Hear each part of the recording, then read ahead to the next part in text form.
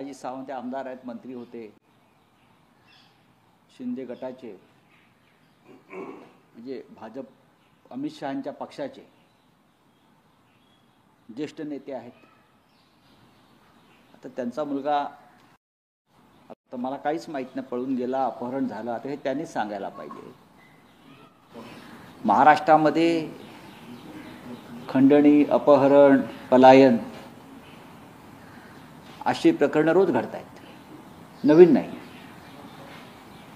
पण श्रीमंतांची जी मुलं आहेत, धनिकांची मुलं आहेत, ती स्वतःच्या चार्टर प्लेननं बँकॉकला पळून जातात, बँकॉकला.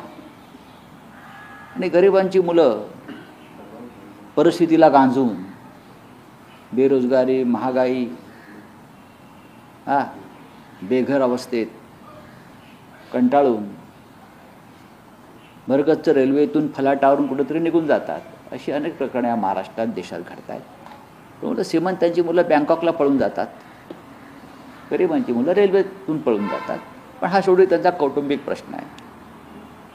वडील आणि मुलगा, कुटुंब जे काय असेल त्यांचा प्रश्न, याच्यावरती फार राजकीय चर्चा करू नये. एकनाथ शिंदे मुख्यमंत्री असताना तीर्थदर्शन असेल, शिवभोजन थाळी, आनंदाचा शिधा, लाडका भाऊ अशा अनेक योजना बंद करायचा निर्णय सरकारने घेतलेला आहे. पण तेही त्या सरकारचे एक भाग आहेत ना.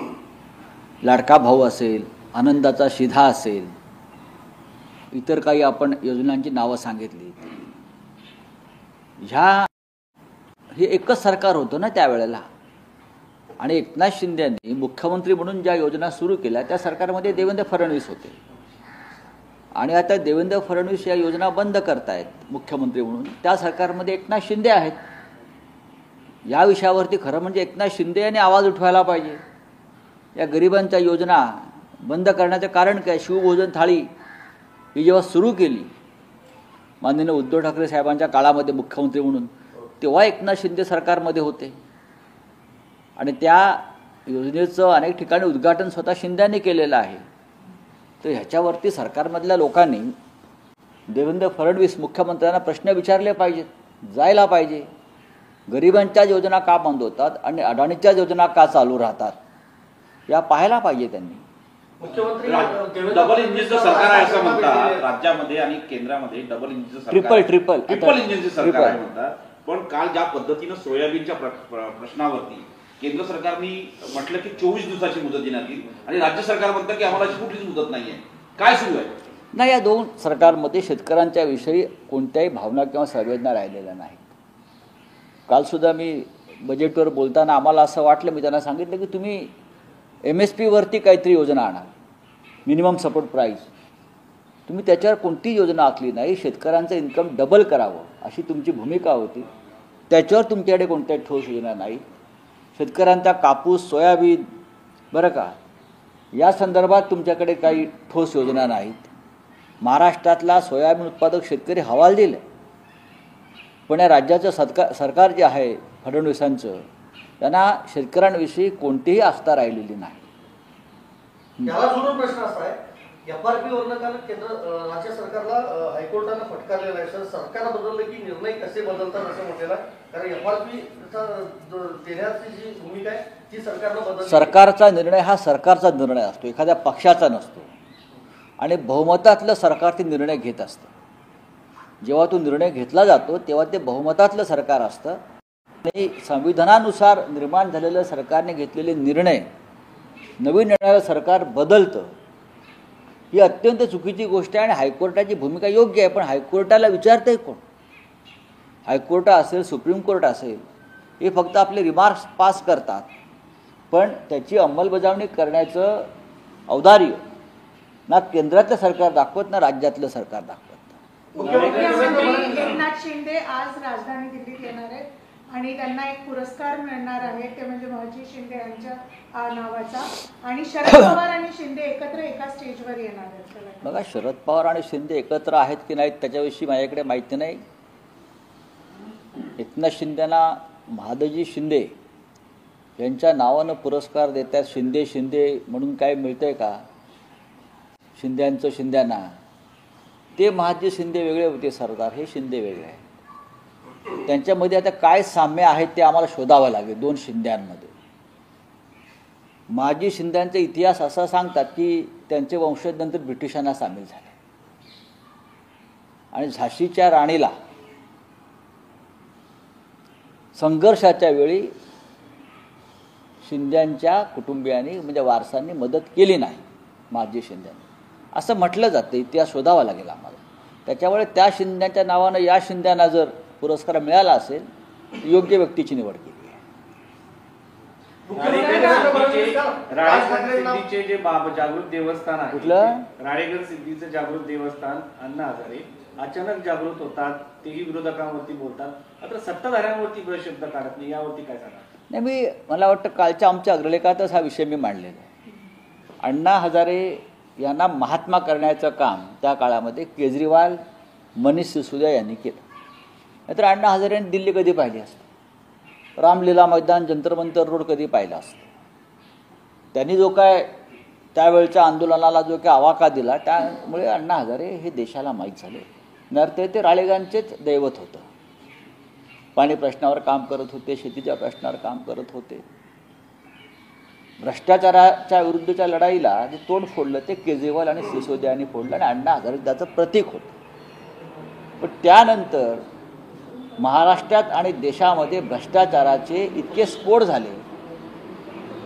मग मोदींचं सरकार असेल, शिंदे फडणवीसांचं सरकार असेल, अण्णा हजारे यांनी राळेगणमध्ये साधी कुसही बदलली नाही. हे दुर्दैवानं सांगा असं वाटतं. प्रत्येक वेळेला ते भ्रष्ट सरकारच्या बाजूने उभे राहिले. अण्णा हजारे यांच्याकडनं लोकांची अपेक्षा नव्हती. आताही अण्णांची भूमिका ही संशयास्पद आहे. अण्णा हजारेंनी ते गांधीवादी आहेत आणि गांधींनी जी सत्याची कास धरली ती जर त्यांनी धरली तर आजही आम्हाला अण्णांकडून अपेक्षा आहे. अशा मुस्लिमांचं कौतुक केलं एकनाथ शिंदेचं, त्यावर रश्मी ठाकरेंनी नाराजी व्यक्त केली आहे सर. असं तुम्हाला कोणी सांगितलं? बातम्या अशा बातम्या तुम्हीच देता. आशा भोसले यांचं वय 91 वर्ष आहे, हे लक्षात घ्या. एकनाथ शिंदे छगन भुजबळ म्हणतात खासदारांची भेट घेणार आहे. कोण? एकनाथ शिंदे सगळ्या आपल्या खासदारांची भेट घेणार सगळ्या आहे. म्हणजे कोणाच्या? एकनाथ शिंदेच्याच गटातल्या. हा, मग गटातल्या बोला ना. म्हणजे ते अमित शहांच्या पक्षाचे जे खासदार त्यांच्याकडे आहेत. एकनाथ शिंदेचे खासदार हे अमित शहांचे खासदार आहे. अमित शहा गटाचे खासदार आहे. शिंदेला पक्ष नाही, त्यांचा पक्ष अमित शहांच्या मालकीचा आहे. मी आता सांगतो. काल तिथे जे भोजन होतं त्यांनी सांगितलं की सगळ्या आमदारांना, सर्व पक्षीय आमदारांना बोलवलेलं, जे प्रशिक्षणासाठी आलेले, त्यात उद्धव ठाकरे यांच्या गटातले पक्षाचे आमदार गेलेले होते. का जावं? भारतीय जनता पक्षाच्या अशा कार्यक्रमांना आम्ही जात नाही. आम्ही खरोखर जात नाही ना, कारण त्यांचं मन साफ नाही आहे. छगन भुजबळ म्हणतात हिमालयात राहणारे संत आहे, त्या संत महंताचा काय उपयोग? असं कोण काय काय छगन भुजबळ म्हणतात काय म्हणतात? जे संत महंत आहे हिमालयात राहतात, शिक्षण असो, आरोग्य असो, याच्यामध्ये काही बदल होत नाही. त्याचा काय उपयोग होतो? मला काहीच उपयोग नाही त्याचा. मग ठीक आहे, भुजबळ साहेबांचं मत असेल. ते प्रबोधनकार ठाकरे, महात्मा फुले, संत तुकडोजी महाराज यांचे अभ्यासक आहेत माझ्या माहितीप्रमाणे, पण त्याच्यावरती मी मत व्यक्त करणार नाही. चला, थँक्यू. बोलिए. रिपोर्ट्स आ रही है कि आम आदमी पार्टी के पंजाब यूनिट में इंटरनल डिस्प्यूट शुरू हो गए और आज मीटिंग के लिए वो सब दिल्ली भी आ रहे हैं, एमएलएज और भगवंत मान. बात ऐसी है, पंजाब में आम आदमी पार्टी की सरकार है और पार्टी का जो हाई कमांड है, केजरीवाल जी हो गए या मनीष सिसोदिया जी हो गए, वो दिल्ली में बैठते हैं. अगर दिल्ली के रिजल्ट के बाद यहाँ के हाई कमांड ने पंजाब में अपनी पार्टी को ठीक ठाक करने के लिए कोई कदम उठाया होगा और उनको बुलाया होगा, तो उसमें गलत क्या है? उनका पार्टी का अंदरूनी मामला है. पंजाब एक महत्वपूर्ण राज्य है, बॉर्डर स्टेट है और वहाँ ध्यान देना चाहिए. दिल्ली इलेक्शन के वोटिंग डे के दिन पहले आम आदमी पार्टी ने एलिगेशंस किए थे कि बीजेपी ने 15-15 करोड़ आम आदमी पार्टी के कैंडिडेट्स को दिए थे. उसको लेकर एसीबी ने कार्रवाई की और आगे और इन्वेस्टिगेशन होगा, इस मामले में जांच होगी. आप इसको किस तरह से? होने दो जांच. भाजपा करेगी अभी जो आई है. अभी नई सरकार आई है, गृह मंत्रालय बीजेपी का है, अब ज़्यादा जोर से जांच करेंगे, एसआईटी की स्थापना करेंगे, कुछ भी कर सकते हैं, करने दो। पैसे का खेल तो होता ही है, महाराष्ट्र में हमने देखा है पैसे का खेल बीजेपी कैसे करती है, तो दिल्ली में भी हुआ होगा। केजरीवाल पर आपको लगता है इनोसेंट है इन सब चीज़ों में? क्या केजरीवाल आपको लगता है इनोसेंट है इन सब चीज़ों में? मैं कैसे कह सकता हूँ? अगर जांच चल रही है तो मैं कैसे बात करूँ? आने वाले बंगाल के चुनावों में ममता बनर्जी ने भी बोल दिया कि वो कांग्रेस से अलायंस नहीं करेंगी, इंडिपेंडेंटली लड़ेंगी। देखिए, हमेशा पश्चिम बंगाल में ममता जी इंडिपेंडेंट लड़ी है, चाहे विधानसभा हो या लोकसभा हो, उसमें कोई ममता जी ने नई बात नहीं कही है। लेकिन हमारा ये हमेशा मानना है कि कांग्रेस पार्टी देश की बड़ी पार्टी है, अपने जो अलायंस है इंडिया ब्लॉक में है, उनके साथ उनका डायलॉग रहना चाहिए।